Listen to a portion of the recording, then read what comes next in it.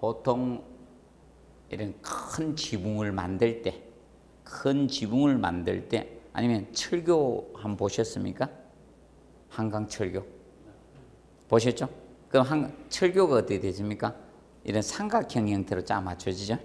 그런 것 같이. 그래서 이제 이 트러스 구조는 보통 이겁니다. 철제나 목재 같은 거 가지고 짜 맞췄는데, 보통 여기서 이제 트러스 구조는 딱 시험이 앞전에 지문이 나와가지고 답이 되었습니다. 그래서 트러스 구조는 그거 나오죠. 부재가 이지않게 접합점을 핀으로 연결한. 그래서 이 트러스 구조는 얘는 핀 접합입니다. 꼽아놓은 형태예요. 핀이 보통 무슨 역할을 합니까? 핀은 이렇게 결합할 때 많이 쓰죠. 이렇게. 그래서 핀 가지고 막 완전 일체화식인 건 아니잖아요. 간단히 이제 결합되죠. 그래서 이제 이거 핀 접합입니다. 그래서 이걸 강접합 이렇게 해서 시험을 냈었어요. 강접합이 아니죠. 강접합은 아까 무슨 구조가 강접합이라 했어요? 일체식 구조. 일체식 구조가 강접합이거든. 그래서 그 문장 싹 바꾸어서 냈습니다. 저하고 어떤 생각이 똑같이 냈습니다. 요거만 알아두면 된다고 했는데 요거 시험 냈습니다. 그럼 올해는 안 나와요. 여기 주 특기가 앞전 시험하고 180도로 달라진다는 게 참 재밌는 분들이라서 새로운 문제를 냅니다. 그래서 시설 개론은 기억하십시오. 기출 문제만 공부하면 떨어집니다. 그래서 새로운 걸 많이 공부해요. 기출 문제는 앞으로 방향을 설정하기 위해서 공부하는 것이어야 됩니다. 그걸 꼭 명심하시면 돼요. 그리고 민법 회계는 기출 문제를 열심히 잘해야 돼요. 자, 그래서 시설계로는 기출 문제만 너무 열심히 하시면 안 됩니다. 새로운 걸 좀 공부를 해 놓으셔야 됩니다. 그러면 이 트러스 구조는 그래서 기억하실 것이 접합법. 그래서 지붕틀이나 이런 것을 삼각형으로 짜 맞추는 구조가 무슨 구조다? 트러스 구조입니다. 트러스. 그러면 예를 들어서 이겁니다. 지붕을 공사를 해야 되는데 옛날은 철근 콘크리트한 재료가 없기 때문에 지붕이 항상 이렇게 경사지였죠. 맞아요? 평지붕이 없었잖아요. 옛날은. 그래서 한옥이든 대거리든 항상 이렇게 맞죠? 경사가 짓는데 그러면 그 위에다가 막 기와를 얹으려니까 흙도 많이 들어가죠. 기와 지붕이 무게가 엄청납니다. 큰 뭐 예를 들어서 대웅전 같은 있죠. 절의 지붕은 보통 그 위에가 무게가 한 100톤 정도 돼요. 엄청난 겁니다.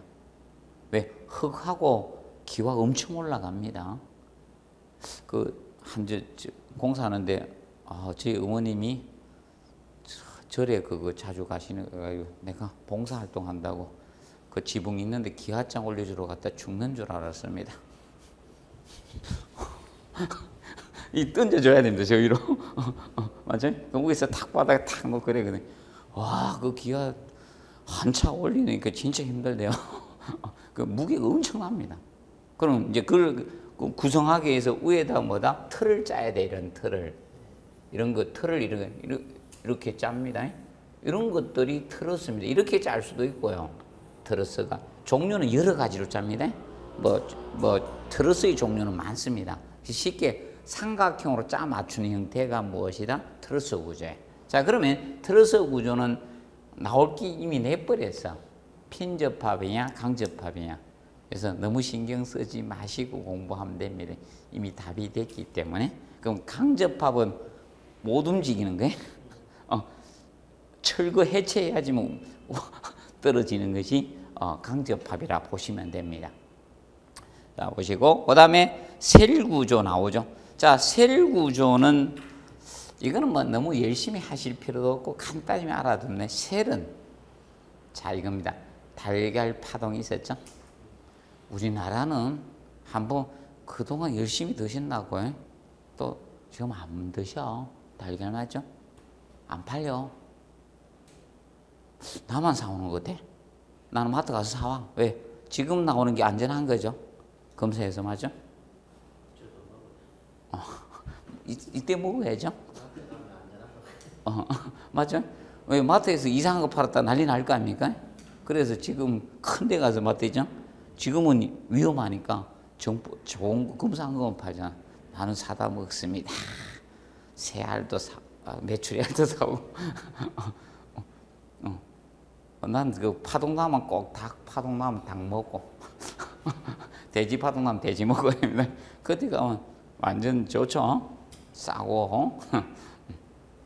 자, 그래서 이 셀 구조는 달걀 껍질 구조 있죠.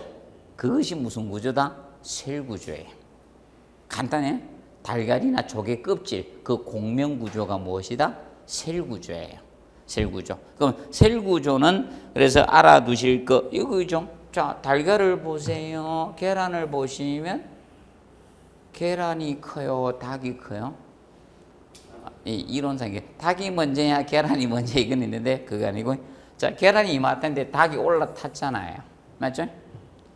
요새 그림이 이상하게 잘 안 그리죠. 닭을 다 안 그립니다. 배만 그립니다. 닭이 올라타도 계란 껍질이 안 깨지죠. 그 공면으로 다 힘을 전달하고 있다는 거예요. 그래서 이 셀 구조는 너무 열심히 할 필요가 없고 아파트 연관이 있겠어요, 없겠어요? 별로 없는데 혹시나 해서 좀 알아두실 거는 조금만 체크해 두시면 돼요.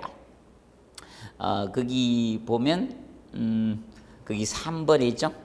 면내 힘으로 자 하중을 전달하는 구조가 나오죠. 그래서 하나만 가르쳐 줄게요. 자, 응력이라는 거 하나 가르쳐 줄게. 응력. 거기 응력이 안 나와 있어서 앞으로 응력이라는 단어가 많이 나올 거예요. 기본서 이런 데 공부하다 보면. 그래서 미리 응력에 대해서. 응력이라는 것은 이겁니다. 어떤 하중이나 외력이 작용했어요. 자, 그러면 이런 부재가 있으면 이 부재가 이런 부재가 있어요. 부재가 있으면 여기에 아까 우리가 배웠던 것이 저번 시간에 배웠던 것이 압축력 배웠죠? 누르는 힘을 압축력이라고 해서 이렇게 누르는 힘인 압축력이 작용이 돼요. 압축력. 그럼 압축력이 작용하면 이 부재 내부에 어떤 외력이나 하중이 작용했을 때 이 부재 내부에 저항하려고 발생하는 힘이래. 저항하려고 발생되는 힘을 갖다가 응력이라고 합니다. 부재 내부에 저항하려고 발생하는 힘, 이것을 응력이라고 해요. 응력. 그러면 응력이라고도 하고 부재력이란 용어도 써요. 부재력. 그런데 교수님들은 응력이라고 많이 쓸 겁니다. 자, 그러면 압축력이 작용됐으니까 무엇이다? 부재 내부에는 뭐가 생긴다? 압축 응력이 발생이 되는 거예요. 압축 응력이. 저항하려고 발생하는 힘을 응력이라고 해요. 자, 그러면 예를 들어서 자, 한번 보도록 하겠습니다. 바나나가 있었어요. 바나나를 여러분의 몸무게로 밟았어요. 압축력을 가했습니다. 근데 바나나 내부에는 압축 응력이 큰 건 아니죠. 약하니까 맞죠? 짓이겨지죠. 맞죠? 문드러지잖아요. 그래서 결국 쇠구슬이 있습니다. 쇠구슬을 여러분들 위에서 하중을 가해도 안 부서지죠. 그럼 거기는 압축 응력이 크다는 거죠. 그렇게 보시면 됩니다. 자, 그래서 내부에 생기는 힘을 응력입니다. 그러면 셀 구조는 그래서 이 셀 구조의 힘의 전달은 그 3번 있죠? 결과적으로 면내 응력으로 힘을 다 전달한다는 거예요. 면내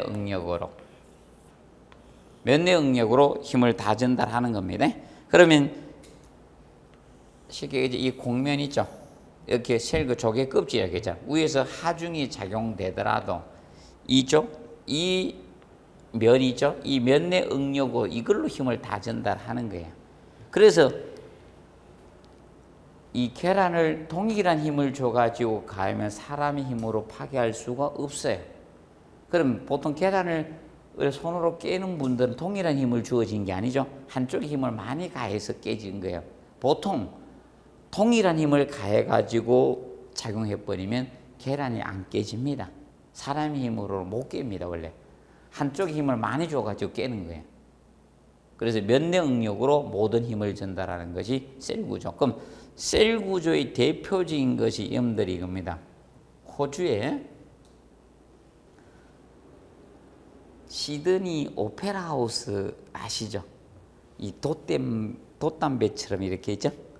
생긴 오페라 하우스. 모르시면 인터넷 검색해 보시면 돼. 시드니 오페라 하우스가 셀 구조의 대표적입니다. 시드니에 이 오페라 하우스 있죠? 오페라 하우스가 이 셀 구조의 대표적인 건축물입니다. 자, 그리고 이제 철골 구조, 강 구조 있죠? 아까 가구식 구조에 해당이 됐던 거죠. 그래서 이 철골은 철이 뭐가 된다? 골조가 되는 거죠. 철골은 여러분들이 보통 이거잖아요. 많이 보시는 게 이렇게 생긴 거 많이 보실 겁니다. 그래서 H형강 해가지고 이제 골조로 짠 거죠. 그래서 이렇게 길잖아요. 차에 막 싣고 다니고 그럽니다. 그래서 이렇게 된 거, 긴 부재의 철골. 그래서 이제 철골 구조는 보통 이런 형강 있죠? 형상을 가지는 강제가 형강이잖아요. 보통 H형강, I형강, H빔 많이 들어봤죠? H빔 이래는. 그래서 이런 형강이나 이런 강간등을 갖다가 보통 용접이나 이런 볼트 등으로 이 접합하는 구조가 있죠. 철골 구조에 접합하는 게 철골 구조입니다. 많이 보실 겁니다. 이것이 철골 구조예요. 그럼 이제 철골 구조는 우리가 알아두실 것이 철은 불에 강할까요? 약할까요? 약하죠. 그래서 여러분들 옛날 보면 드라마 이런 데도 많이 나오죠. 옛날에 주몽 봤을 때 있죠. 모팔모 나왔었죠. 그래서 이제 이 철골 구조는 알아두실 것이 불에 견디는 구조 아니죠. 내화성이 떨어집니다. 내화성은 하재죠. 하재에 견딜 수 있는 성질을 무슨 성? 내화성. 내화성은 하재에 견딜 수 있는 성질을 내화성이라고 하죠. 내화성. 그러면 철은 불에 약할 수밖에 없죠. 내화성이 떨어집니다. 내화 구조가 아닙니다. 내화성이 떨어지니까 철골 구조는 무엇을 해줘야 됩니까? 내화 피복이 필요한 거예요. 내화 피복이 필요한 구조가 바로 철골 구조가 됩니다. 내화 피복이 필요해요. 피복을 해줘야 됩니다. 철골 구조는 피복이 필요해요. 불에 잘 타요. 약합니다. 900도씨 이상 하재 온도가 올라가면 강도가 제로 상태가 돼버려요. 그래서 문제가 됩니다. 자, 그리고 철골 구조는 이거죠. 녹슬기 쉬워요, 어려웠습니까? 녹슬기 쉽잖아요. 녹슬기 쉽습니다. 그래서 녹슬기 쉽기 때문에 녹막이 칠이 필요해요. 녹막이 칠이 필요한 것이 바로 이 철골 구조가 됩니다. 녹막이 칠을 해줘야 돼요. 그래서 사람으로 보면 이겁니다. 철근 콘크리트는 남성 구조로 보면 되고 철골 구조가 약간 여성 구조라 보시면 돼요. 그래서 여러분들 있죠. 보통 누가 몸매를 많이 따집니까? 남자보다는 여성분들이 몸매를 많이 따지죠. 라인을 많이 따지잖아. 그래서 이제 쉽게 철골 구조가 날렵하죠. 알죠? 보통 남성 구조가 철근 콘크리트 구조 이렇게 보시면 돼. 그래서 누가 유지 관리 비용이 많이 들어가요? 그래서 여성분들이 유지 관리 비용이 많이 들어가죠. 남성분들은 무슨 비용이 많이 들어가요? 마시는데. 맞죠? 그래서 약간 차이가 있죠. 그래서 이제 녹슬기가 쉽고요. 그 다음에 세 번째, 자 얘는 자 뭐가 생기는가 하면 자굴이 발생이 돼요. 굴절이 되죠. 자굴이 발생이 돼요. 자굴이. 자자가 안절 자자입니다. 굴절된다. 자 이거죠. 부재를 가늘고 길게 뽑다 보니까 얘는 하중이 작용이 되면요. 어떻게? 휘어버려 굴절돼요. 굴절되는 현상이 발생이 되면 휘어집니다. 굴절되는 현상 이것을 자굴이라 해요. 자굴. 그럼 자굴은 뭐 쉽게 이것도 자굴이라 보시면 돼. 여러분들 이마에 주름살 있죠? 이마에 주름살도 자굴입니다. 왜 그런가 하면 이거죠. 보통 이마에 주름살 생기는 분들의 주특기가 이거죠. 뭡니까? 뭘 치켰답니까? 눈썹을 치켰더니까 밀리니까 죠. 자굴 생겨. 그 노무현 대통령의 이마에 주름이 바로 자굴이에요. 그리고 자 이겁니다. 여기 눈 주변 있죠. 여기 주름살 웃으니까 어떻게? 압축되죠. 굴절. 그래서 많이 웃은 사람들 요 주변에 주름이 많이 졌죠. 그래서 여성분들 중에 자굴 생기지 말라고 이렇게 웃는 분도 있죠. 이거 딱 대고 호호 우네. 되고 그래서 이제 이 자굴이 발생하기 쉬운 것이 철골 구조다. 그래서 이걸 강구조 이렇게 되는데 시험은 보통 뭐 철골 구조 이렇게 많이 냅니다. 그리고 7번에 무슨 구조? 라멘 구조. 자, 라멘 구조. 원래 라멘이란 것은 이것을 라멘이라 해요. 7번에 라멘 구조인데 라멘은 무엇을 라멘이라 하는가 하면 이 독일어입니다. 독일어로 철근 콘크리트라는 의미예요. 독일어로 철근 콘크리트라는 뜻입니다. 라멘은. 자 그러면 아파트는 라멘 구조가 언제 때 지어지는가 하면 80년도 중반 이전까지 지어진 아파트들이 라멘 구조예요. 그래서 옛날에는 뭐가 많이 쓰는가 하면 아파트를 질 때 벽돌이 굉장히 많이 소요됐어요. 맞죠? 그래서 보통 20평대 지면 한 13,000장 그리고 30평대 18,000장 정도의 벽돌이 지어져 들어갔어요. 그래서 옛날에 크레인 이런 거 없고 막 이렇게 타고 이런 별로 없을 때 누가 지어 올렸습니까? 사람이. 맞죠? 한 번씩 한번 해보셨죠? 해보신 분 한번 손 들어봐요. 벽돌 지어 올려 보신 분. 해봤잖아요. 저는 무서워 죽는 줄 알았습니다. 그때 뭔가 올라가는 길을 뭘로 만들었었습니까? 옛날에? 나무로 만들면 안전하죠. 이쪽 옛날에 철판 있죠? 구멍 난 거 이거. 이걸로 이거 밑에가 다 보이대. 이걸로 해놨어요. 이 사다리를. 이걸 받고 올라가는데 흔들흔들하지 또 얘가. 무서워서 처음에 죽는 줄 알았습니다. 초반에 갔을 때. 나무로 해놨으면 다행히 괜찮은데. 그래서 벽돌. 그래서 벽돌이 있지 않습니까? 무게를 우습게 보는 분이 많아요. 나는 벽돌 몇 장 진다는 소리 막 하면 안 돼요. 벽돌 한 장이 2kg에서 2.2kg 정도 나가요. 나는 막 100장 벽돌 지는다 하는 셈이지. 한번 치봐. 뭐 어때? 맞아? 100장이면 몇 킬로예요? 200kg에서 240kg 나와요. 220kg 나옵니다. 그래서 이 라멘 구조는 철근 콘크리트라는 의미입니다. 자, 그러면 보통 라멘 구조는 제일 먼저 만들어진 철근 콘크리트. 철근 콘크리트 구조 원래 라멘 구조라고 했어요. 그러면 철근 콘크리트는 뭐가 기둥이 있다는 게 기본 라멘 구조는. 지금 현재 우리 요 보면 여기 뭐 있어요? 기둥이 있죠.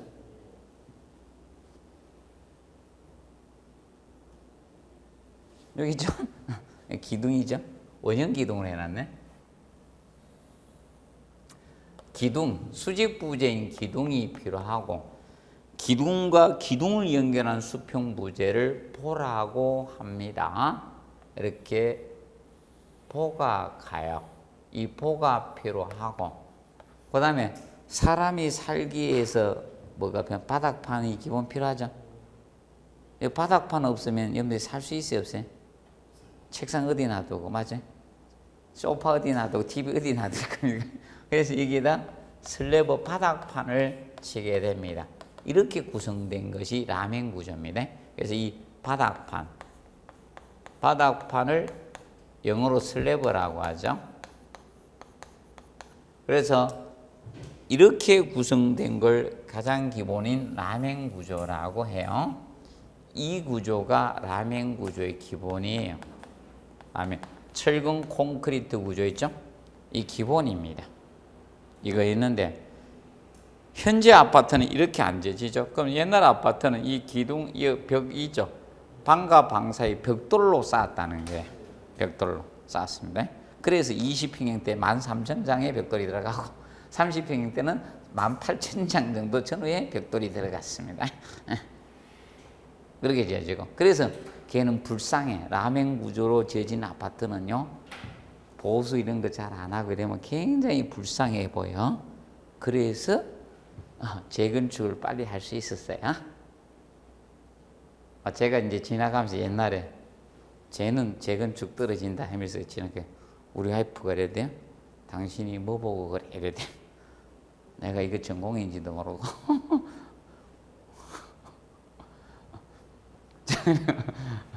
딱 지나가면서 내가 저도 안전진단 하려고 했는데 바빠서 안전진단 못하고 맨날 교수님이 안전진단 나가자 이러면 저 강의해야 되는데요. 내가 한 번도 보조를 못 해드렸는데. 자, 그래서 이게 라멘 구조입니다. 라멘 구조. 자, 그리고 그 다음에 이제 그 보면 벽식이 나오는데, 현재 아파트는 이겁니다. 철근 콘크리트 벽하고 무엇인가 바닥판으로 이루어진 거야. 최근의 아파트들이. 그러면 이렇게 구성되어 있으면 철근 콘크리트 벽체. 그러면 이 대각선으로 세 선을 끄면요, 이게 철근 콘크리트 표시입니다. 대각선 방향 몇 선? 세 개 선입니다. 세 선. 대각선 방향 몇 선? 세 선을 끄면 그게 철근 콘크리트 표시법입니다. 도면에서. 자, 그러면 이 벽하고 이 벽체하고 그 다음에 슬래브가 있는 거예요. 슬래브, 바닥판. 이 두 개가 있는 것이 이것을 벽식 구조라고 해요. 그래서 이런 유형의 아파트가 벽식 구조예요. 이게 벽식 구조가 되는데, 이 벽이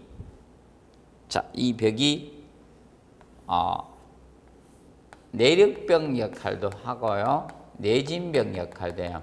그래서 이걸 내력벽 또는 전단벽 역할 두 개 동시에 가집니다. 두 개를 동시에 합니다. 내력벽. 자, 그러면 내력벽이라는 것은 무엇을 힘력자죠? 힘. 자, 내력벽은 이런 하중이나 이런 외력을 자, 분담 또는 지지라고 할 수 있죠. 지지. 그래서 분담할 수 있는 벽이에요. 이것을 내력벽이라고 합니다. 내력벽. 이걸 내력벽이라고 해요. 자, 그래서 앞으로 용어는 여기서 배우셔야 됩니다. 관계 법규쌤한테 또 내력벽이 무엇입니까? 이런 거 질문하면 안 되고요. 여기서 용어는 다 배우죠. 내력벽은 하중이나 외력을 분담, 지지할 수 있는 벽입니다. 쉽게 어떤 벽이 내력벽인가, 이것은 여러분들 간단해요. 어려워하실 필요가 없어요. 어떤 벽을 내력벽이라 하는가 하면 건축물 뼈대를 골조를 짜 올라갈 때 설치되는 벽이에요. 쉽게 이겁니다. 우리도 초반부터 태어날 때부터 지방덩어리 비계를 달고 나오는 것은 아니죠. 맞죠? 많이 드시니까 차후에 생기는 거죠. 오늘 집에 가서 주무시기 전에 라면 2번 끓여 많이 드시고 자면 고기 뭘로 갑니까? 붓죠? 일단 부은 것이 뭐다? 살로 가잖아. 그거는 차후에 추가로 쓴 거잖아요. 그런 것은 다 비내력벽이거든.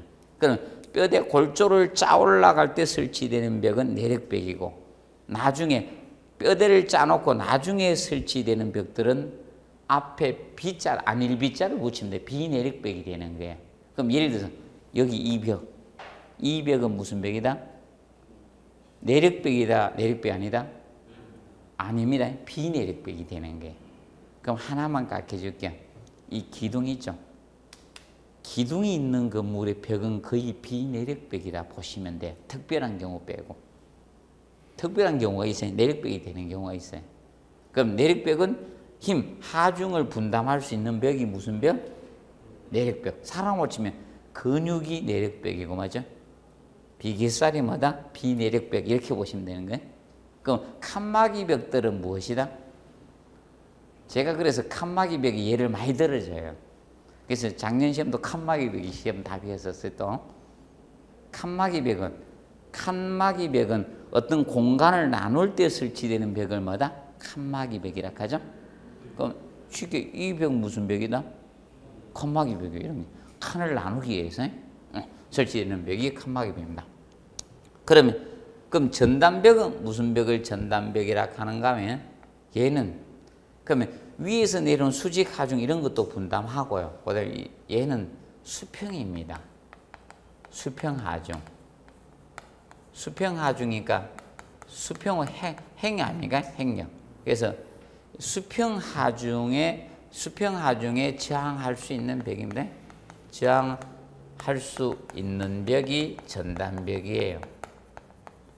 수평하중에 저항할 수 있는 벽이 전단벽이야. 자, 그래서 현행 아파트가 이 벽으로 설계된 거예요. 자, 왜 그런가 하면 우리나라 시기에 딱 맞았어요. 자, 이겁니다. 80년도 후반에 대통령이 되신 분이 누구예요? 노태우 대통령이잖아. 그때 200만 호 공약을 했잖아. 맞죠? 200만 호. 그럼 200만 호 지나가면 많이 지어야 될 거 아닙니까? 맞죠? 그리고 그때 우리나라 내진 설계가 도입이 된 거야.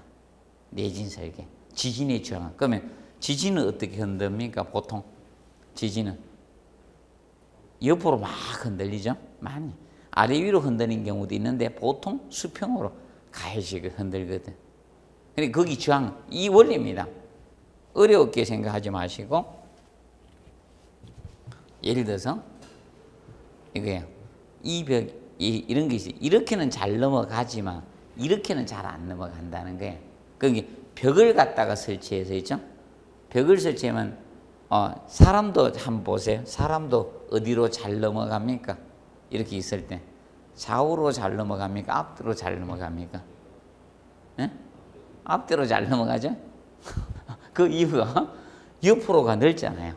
그러니까 벽을 설치하면, 이렇게 벽을 설치하면 벽이 이렇게 뻘떡서가 넘어가지 않는다. 이렇게 흔들릴 때 그걸 원리를 이용한 것이 바로 이거 전단벽입니다. 그래서 아파트에 기둥이, 주차장에 있는 기둥은 주차장을 만들기 위해서 설치된 거예요. 현행 아파트는 이걸 벽으로 돼 있잖아요. 맞죠? 그래서 지하 주차장에서 파킹할 때, 주차할 때죠? 벽 사이에 쭉 들어가잖아요. 그 벽이 무슨 벽? 전단벽입니다. 내력벽이면서 전단벽 역할을 하고 있는 겁니다. 지하 주차장 들어가면 있죠? 벽 있죠? 그 벽은 지하에서부터 최상층까지 연속적으로 계속하고 있는 벽입니다. 그러면 이 전단벽 철거 해체하면 안 돼? 안 돼요? 안 됩니다. 여러분들 등뼈를 빼는 거하고 똑같은 거예요. 그래서 그 벽이 전단벽이라 해요. 그럼 전단벽은 수평하중 행력에 저항할 수 있는 벽을 전단벽이라 해요. 기억을 해 놓으십시오. 보시고, 그럼 얘는 알아두세요. 그럼 이 벽식 구조는 뭐가 없다? 기둥하고 볼을 설계를 안 한 거야. 기둥과 볼을 설계를 안 한 것이 벽식 구조입니다. 벽식 구조. 보가 설계가 안 된 겁니다. 그럼 보는 여러분들 많이 아시죠? 뭐 옛날 뭐 대들보 이런 것도 많이 들어봤죠? 보라는 것은 가로지는 수평부재죠? 그것이 이제 본데 우측에 보시면 그 나와요. 거기에서 보도록 하겠습니다. 구조부재의 분류와 구조계획 이론에서 건축의 부재 나오는데, 그럼 부재부터 먼저 설명해 주면,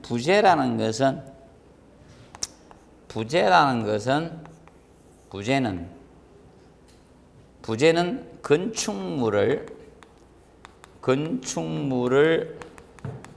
구성하고 있는 강요소들을 다 부재라고 하죠. 부재라고 합니다. 건축물 구성하고 있는 강요소들 다 부재라고 해요. 기둥이든 보든 벽이든 바닥판이든 계단이든 많겠죠. 다 부재라고 하는 거예요.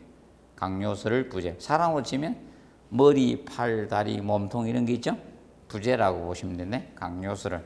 그래서 부재라고 칭합니다. 부재라고 칭하고요. 그러면 거기에서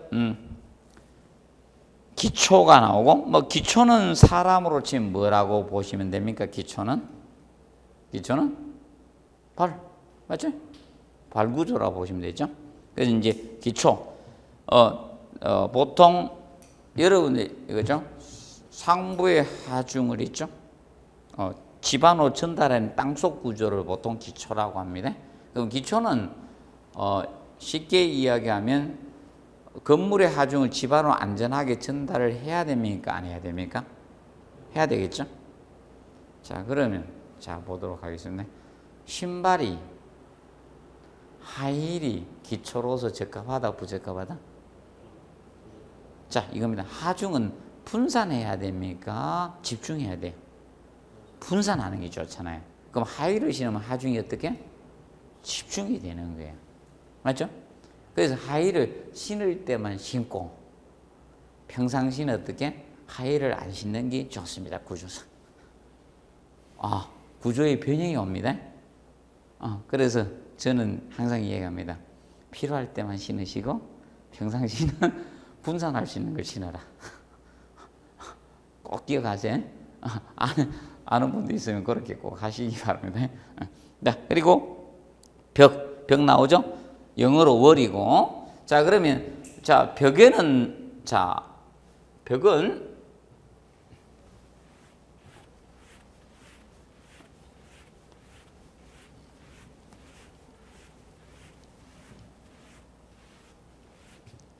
벽은 이렇게 나눌 수 있습니다. 벽은 아까 구조상 보면 가장 힘의 전달상 아까 내력벽 했죠? 내력벽은 하중을 갖다가 하중이나 외력을 지지 분담할 수 있는 벽을 무슨 벽? 내력벽이라고 했고, 그러하지 않는 벽을 앞에다 B자만 붙이면 비내력벽. 이 두 가지로 나누어집니다. 비내력벽. 그럼 비내력벽은, 그럼 얘는 하중을 지지한다, 안 한다? 안 하는 거야. 하중을 지지할 수 없는 벽이에요. 분담할 수 없는 벽이에요. 분담할 수 없는 벽을 비내력벽이라고 칭합니다. 그럼 그 비내력벽은 무엇이 있는가 하면 대표적으로 칸막이 벽이 있습니다. 칸막이 벽. 어떤 공간을 나누기 위해서, 칸을 나누기 위해서 설치된 벽을 칸막이 벽이라고 합니다. 칸막이 벽이 있고요. 칸막이 벽. 그리고 무엇이 있는가 하면 장막벽이 있습니다. 장막벽. 장막벽은 무엇을 장막벽이라고 하는가 하면, 우리가 아는 장막은 많이 들어본 장막이 뭐 있습니까? 베를린 장벽. 장막은 아니고 베를린 장벽이라고 했죠, 옛날에. 그러면 이 장막벽은 이걸 장막벽이라고 해요. 뼈대는 이미 있다는 게 철근 콘크리트 구조나 이런 철골 구조 등의 자, 이 벽돌이나 블록벽입니다. 벽돌이나 이런 블록벽이에요. 벽돌이나 블록벽을 장막벽이라고 합니다. 장막벽. 그러면 어떤 벽인가? 뼈대를 골조를 짜놓고 나서 나중에 추가적으로 벽돌이나 블록 가지고 벽을 쌓은 거예요. 이것을 장막벽이라고 해요. 그러면 옛날 80년도 이전에 지어진 이죠? 아파트의 벽돌이 이 장막벽입니다. 그럼 장막벽은 철거 해체할 수가 있는 거예요. 관계없다는 거예요. 그럼 예를 들어서 이겁니다. 이 사무실 건물이잖아. 그럼 칸막이 벽을 이렇게 하면요, 그냥 조립을 하면 소음이 잘 전달되니까 칸막이 벽을 벽돌 가지고 저 슬래브 바닥판 밑까지 쌓았다는 겁니다. 그럼 그 벽이 무슨 벽이다? 장막벽이라는 게. 명심하세요. 이런 건물에 벽돌로 칸막이 벽을 쌓으면 그게 무엇이다? 이런 걸 쌓았다. 그럼 뭐다? 장막벽. 그럼 요 옆에 벽이 무슨 벽일 가능성이 높습니까? 한번 약간 두드려 보십시오. 탁탁 두드리면 딱딱한지 안 딱딱한지 소리. 제가 두드려보면 대번 하는데 느낌상 장막벽일 가능성이 높습니다. 제가 육안으로 봤는데 한 두드려 봐야 되는데 전 손으로 두드려보면 대충 합니다. 그래서 벽돌로 아마 쌓을 가능성이 상당히 높습니다. 이런 벽이 장막벽이다 보시면 돼. 그리고 무엇이 있는가 하면 커튼월이 있습니다. 커튼 월이 원래 벽이라 했잖아요. 커튼과 같은 역할의 벽. 커튼월은 63빌딩 외벽이 커튼월입니다. 자, 제1롯데월드 있죠? 외벽이 바로 커튼월이에요. 쉽게 과거의 커튼월 개념은 무엇을 커튼이라고 하냐? 비내력벽을 커튼월이라고 했는데 근래에는 이걸 커튼, 외벽을 공장 제품으로 외벽을 조립하는 벽을 커튼월이라고 해요. 커튼. 공장 제품에서 외벽을 조립하는 벽입니다. 그러면 63빌딩 외벽이 뭘로 되어 있어요? 유리로 되어 있죠? 맞죠? 유리 무겁습니다. 63빌딩 유리 한 장은 1.4톤입니다. 유리 한 장이. 몰라요.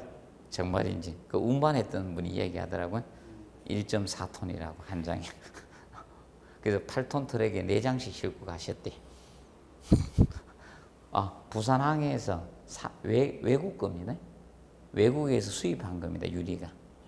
부산항에 항만에 내려가지고 거기에서 경부고속도로를 이용해서 운반한 겁니다.